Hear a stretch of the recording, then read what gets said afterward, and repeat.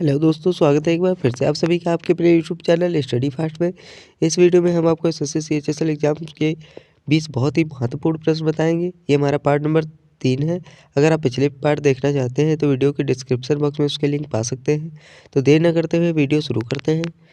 ये सारे question exam के लिए बहुत ही इंपॉर्टेंट है, तो आप एक भी क्वेश्चन मिस मत करना। आज का हमारा पहला क्वेश्चन है, अशोक के शिलालेख किस लिपि में लिखे गए हैं? बहुत इंपॉर्टेंट क्वेश्चन है। तो ऑप्शन दिए गए हैं मगधी, संस्कृत, पाली या फिर ब्राह्मी। तो 4 ऑप्शन दिए गए हैं। तो इसका राइट आंसर क्या होगा? तो इसका राइट आंसर हो जाएगा, ये हो जाएगा ब्राह्मी। अशोक के शिलालेख ब्राह्मी लिपि में लिखे गए हैं, याद रखना। तो डी नंबर बिल्कुल इसका सही आंसर हो जाएगा। अगला क्वेश्चन देख लेते हैं 2 नंबर। निम्न में से कौन सी विद्यापीठ सबसे पुरानी है? नालंदा, तक्षशिला, विक्रमशिला या फिर इनमें से कोई नहीं। तो कौन सी विद्यापीठ सबसे पुरानी है? तो इसका आंसर हो जाएगा तक्षशिला। तक्षशिला जो है ये सबसे पुरानी विद्यापीठ है, तक्षशिला। याद रखना, बहुत ही अच्छा क्वेश्चन है। 3 नंबर क्वेश्चन है, विक्रमादित्य को और किस नाम से जाना जाता था? Very most important question. Vikramaditya को और किस नाम से जाना जाता था? ऑप्शन है चंद्रगुप्त प्रथम, चंद्रगुप्त द्वितीय, स्कंदगुप्त, फिर समुद्रगुप्त। तो विक्रमादित्य को और किस नाम से जाना जाता था? इसका दूसरा नाम क्या था? तो इसका राइट आंसर है चंद्रगुप्त द्वितीय। ये आंसर सही हो जाएगा, चंद्रगुप्त द्वितीय। अगला क्वेश्चन क्या है, अजंता की गुफाएं किस काल में निर्मित की गई थी?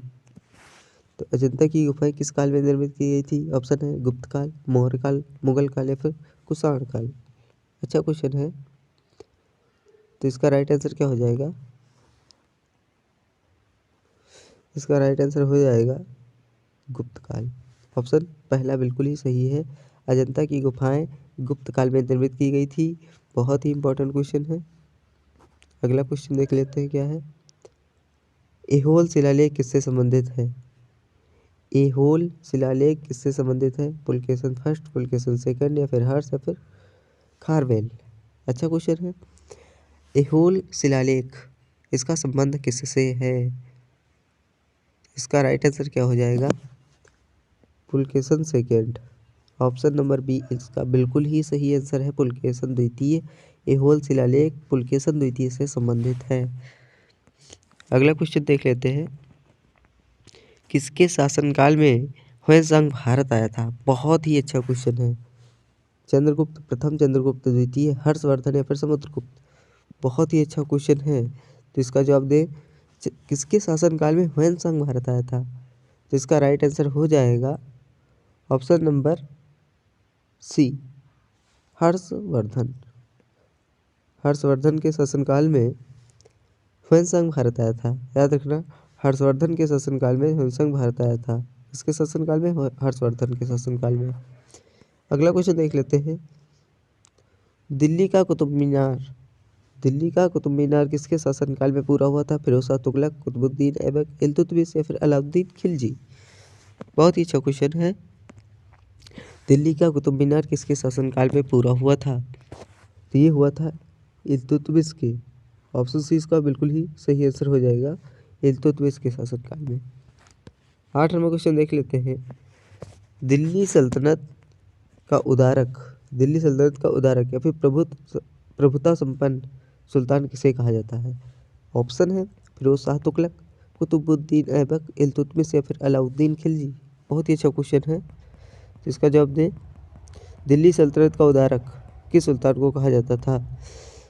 तो अगर इसका राइट आंसर की बात करें तो ये हो जाएगा Iltutmish. Option number C, option C इसका बिल्कुल ही सही आंसर हो जाएगा, इल्तुतमिश। अगला क्वेश्चन देख लेते हैं 9 नंबर, भारत की पहली महिला शासिका निम्न में से कौन सी थी? भारत की पहली महिला शासिका, रानी लक्ष्मीबाई, नूरजहां, रजिया सुल्तान या फिर ऑप्शन डी है रानी रुद्रमा देवी। इसका राइट आंसर क्या है? इसका राइट आंसर है ऑप्शन नंबर सी, रजिया सुल्तान। रजिया सुल्तान इसका बिल्कुल ही सही आंसर हो जाएगा। भारत की पहली महिला शासिका रजिया सुल्तान थी। 10 नंबर क्वेश्चन है और ये बहुत ही ज़्यादा इंपॉर्टेंट क्वेश्चन है। अमुक्तमाल्यद पुस्तक किस शासक के द्वारा लिखी गई है? बहुत ही ज़्यादा इंपॉर्टेंट क्वेश्चन है। ऑप्शन है कृष्णदेव राय, अकबर, बाबर, रजिया सुल्तान। ज़िंदगी में इस क्वेश्चन को कभी मत भूलना क्योंकि एग्जाम में बहुत ज़्यादा क्वेश्चन पूछा जाता है और बहुत ही ज़्यादा इंपॉर्टेंट क्वेश्चन है। तो अमुक्तमाल्यद पुस्तक किस शासक के द्वारा लिखी गई है? बहुत ही अच्छा क्वेश्चन है। तो इसका राइट आंसर है कृष्णदेव राय। कृष्णदेव राय इसका बिल्कुल ही राइट आंसर हो जाएगा। अगला क्वेश्चन देख लेते हैं। 11 नंबर क्या है? पानीपत का प्रथम युद्ध कब हुआ था? ये भी बहुत ही अच्छा क्वेश्चन है। ऑप्शन है 15 अप्रैल 1530 ईस्वी, 15 अप्रैल 1524 ईस्वी, 15 अप्रैल 1526 ईस्वी, 15 अप्रैल 1566 ईस्वी। तो इसका राइट आंसर क्या हो जाएगा? इसका राइट आंसर हो जाएगा 15 अप्रैल 1526 ईस्वी को पानीपत का प्रथम युद्ध हुआ था। पानीपत का प्रथम युद्ध कब हुआ? 15 अप्रैल 1526 को। इसको भी याद रखना, बहुत ही अच्छा क्वेश्चन है। अगला क्वेश्चन देख लेते हैं। मोती मस्जिद किस नगर में स्थित है? ऑप्शन है लाहौर, ग्वालियर, दिल्ली, आगरा। मोती मस्जिद लाहौर, ग्वालियर, दिल्ली, आगरा कहाँ पर स्थित है? जल्दी से बताइए। तो इसका राइट आंसर क्या हो जाएगा? इसका राइट आंसर हो जाएगा आगरा में। ऑप्शन डी बिल्कुल ही सही हो जाएगा, आगरा। मोती मस्जिद आगरा में स्थित है। मोती मस्जिद आगरा में स्थित है। अगला क्वेश्चन देख लेते हैं। 13 नंबर क्या है? लड़ाकू पेशवा के नाम से किसे जाना जाता है? लड़ाकू पेशवा बाजीराव प्रथम, बाजीराव द्वितीय, शिवाजीराव, बालाजी विश्वनाथ। लड़ाकू पेशवा के नाम से किसे जाना जाता है? तो इसका राइट आंसर क्या हो जाएगा? इसका राइट आंसर हो जाएगा बाजीराव प्रथम। ऑप्शन पहला जो है बिल्कुल ही सही हो जाएगा, बाजीराव प्रथम। लड़ाकू पेशवा के नाम से बाजीराव प्रथम को जाना जाता है। 14 नंबर क्वेश्चन क्या है? भारत आने वाला पहला अंग्रेजी जहाज कौन सा था? भारत आने वाला पहला अंग्रेजी जहाज। ऑप्शन है Bengal, Red Dragon, Black Dragon, Mayflower. Bharat आने वाला पहला अंग्रेजी जहाज कौन सा था? उसका क्या नाम था? Bengal, Red Dragon, Black Dragon, Mayflower. तो इसका राइट आंसर क्या हो जाएगा? राइट आंसर हो जाएगा रेड ड्रैगन। बी नंबर बिल्कुल ही इसका सही आंसर हो जाएगा, रेड ड्रैगन। 15 नंबर क्वेश्चन देख लेते हैं। निम्न में से किस देश का संविधान लिखित रूप में नहीं है? ऑप्शन है भारत, ब्रिटेन, अमेरिका या फिर बांग्लादेश। अच्छा क्वेश्चन है। तो इसका राइट आंसर क्या हो जाएगा? इसका राइट आंसर है option number B, Britain. Britain का जो संविधान है ये लिखित रूप से नहीं है, बाकी भारत का ये लिखित है, अमेरिका भी लिखित है, बांग्लादेश का भी लिखित है। भारत का सबसे बड़ा लिखित संविधान है। अगला क्वेश्चन है 16 नंबर। डॉक्टर राजेंद्र प्रसाद को संविधान सभा का अस्थायी अध्यक्ष कब नियुक्त किया गया था? ऑप्शन है 9 दिसंबर 1946, 11 दिसंबर 1946, 26 जनवरी 1946, 26 जनवरी 1948। तो राजेंद्र प्रसाद को संविधान सभा का अस्थायी अध्यक्ष कब नियुक्त किया गया? तो इसका राइट आंसर क्या हो जाएगा? तो इसका राइट आंसर है 11 दिसंबर 1946 को। याद रखना, बहुत ही अच्छा क्वेश्चन है। 11 दिसंबर 1946 को डॉक्टर राजेंद्र प्रसाद को संविधान सभा का अस्थायी अध्यक्ष नियुक्त किया गया था।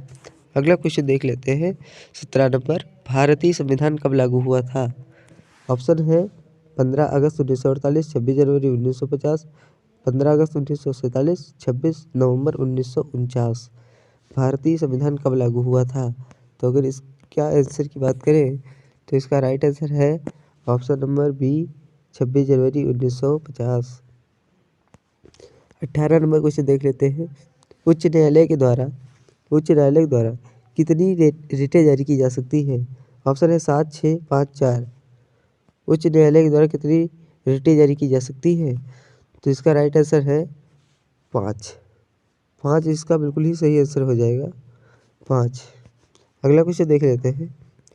संपत्ति का अधिकार किस संशोधन के तहत मूल अधिकार नहीं रहा? बहुत ही अच्छा क्वेश्चन है, इसको भी अच्छे से रट ले, कभी मत भूलना। बहुत ही अच्छा पूछा जाता है। संपत्ति का अधिकार किस संविधान संशोधन के तहत मूल अधिकार में नहीं रहा है? तो ऑप्शन है 42वां संशोधन, 44वां संशोधन, 45वां संशोधन या फिर 46वां संशोधन। बहुत ही अच्छा क्वेश्चन है। तो इसका राइट आंसर क्या है? इसका राइट आंसर है ऑप्शन नंबर बी, 44वां संशोधन। याद रखना, 44वां जो संशोधन है ये संविधान संशोधन के तहत मूल अधिकार में नहीं रहा है। लास्ट क्वेश्चन है 20 नंबर। डॉक्टर भीमराव अंबेडकर के अनुसार संविधान का दिल किसे कहा जाता है? बहुत ही अच्छा क्वेश्चन है। संविधान का दिल किसे कहा जाता है? समता का अधिकार, संपत्ति का अधिकार, स्वतंत्रता का अधिकार, संवैधानिक उपचारों का अधिकार। तो इसका राइट आंसर क्या हो जाएगा? बहुत ही अच्छा क्वेश्चन है। संविधान का दिल किसे कहा जाता है? तो इसका राइट आंसर है ऑप्शन नंबर डी, संवैधानिक उपचारों का अधिकार। तो आज का वीडियो अगर आप लोगों को अच्छा लगा हो तो वीडियो को लाइक कर दें।